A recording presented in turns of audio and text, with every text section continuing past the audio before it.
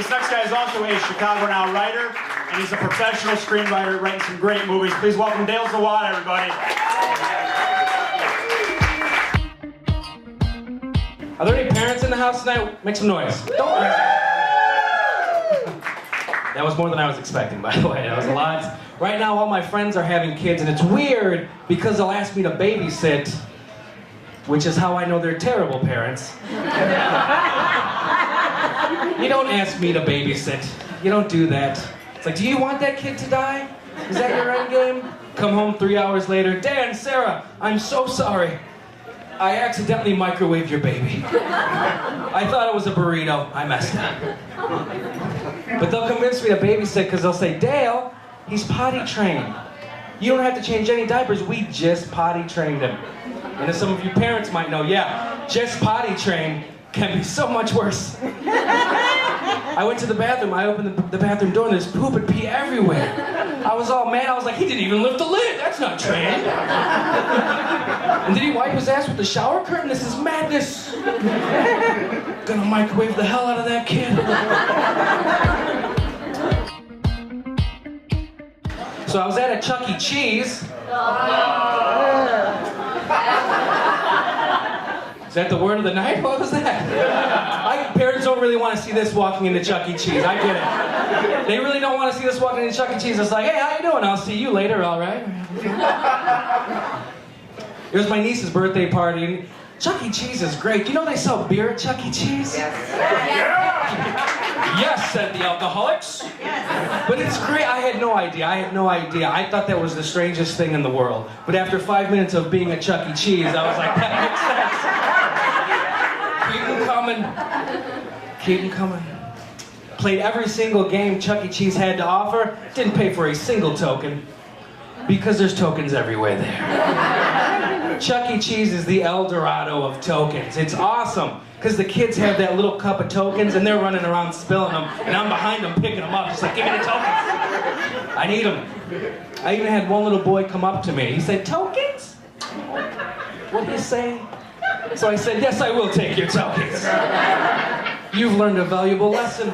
It felt good to give, and I'm going to feel good on that little helicopter that takes my picture.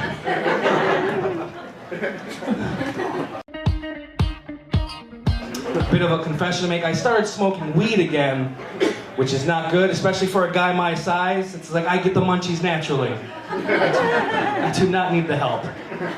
But I like to smoke and watch movies, that's what I'll do, except for I always end up watching a movie that under normal circumstances I would never watch. But after a couple of J's, I'm like, you know what? Big Mama's house. That's my next 90 minutes. I start coming down halfway through the movie. I'm like, who put this movie on?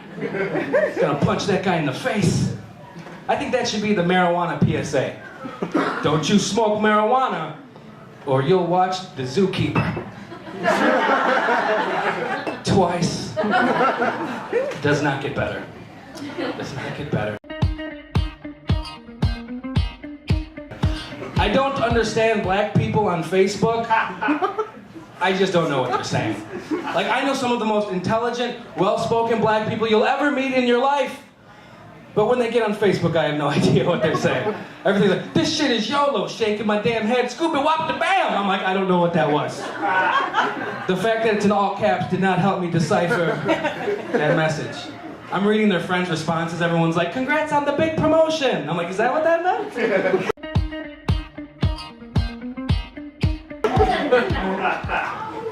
Let's see, we're drinking, that's good. I was at a bar and they had a whiskey that I'd never heard of before. A real badass name. The name of this whiskey was Death's Door. Yeah, that's badass. And it's honest. It lets you know what's in store for your night if you drink it. Oh, you're drinking Death's Door? Ooh. I hope you're drinking that on the way to the hospital, buddy. Because that's what's happening, Death's Door. And I love the honesty, and I think other brands of booze should embrace that honesty with their names. Just to let you know what's in store for your night, the more of those you have. Like, yeah, can I get a shot of a 2 a.m. Taco Bell drive-thru? You know what, let's get a round of pulled over 1 block away from my house. That's a fun one. What's that? No, thank you. I had it on my birthday and I will never ever again drink. I thought it was a chick. Yeah, worst birthday ever, man. Or best birthday ever. Who am I kidding here? Has anyone here ever had to perform a sobriety test on the side of the road? Yes. That they will admit to, a couple people. A very disappointed yes, by the way. Can I ask who said it, just real quick here? I'm just gonna ask you one question. What did they make you do on the side of the road?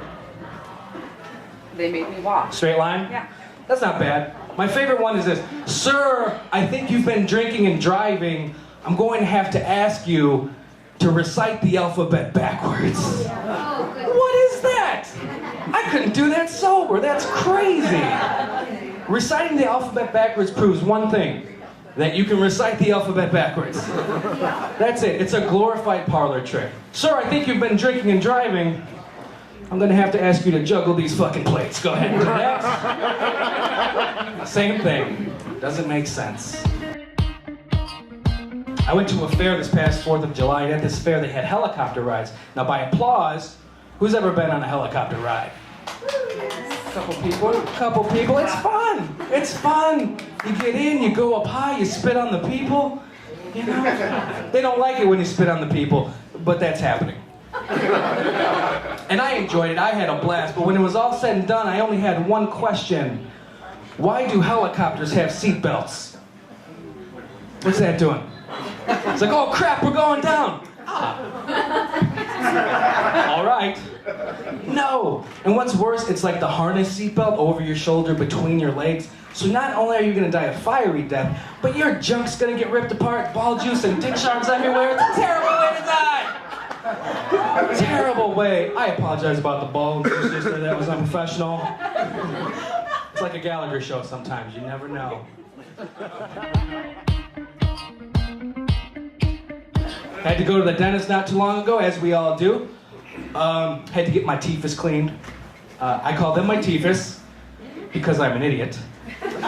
But here's the thing, I've had several dentists in my life, and one thing seems to be universal. Dentists, not hot. Dental hygienists,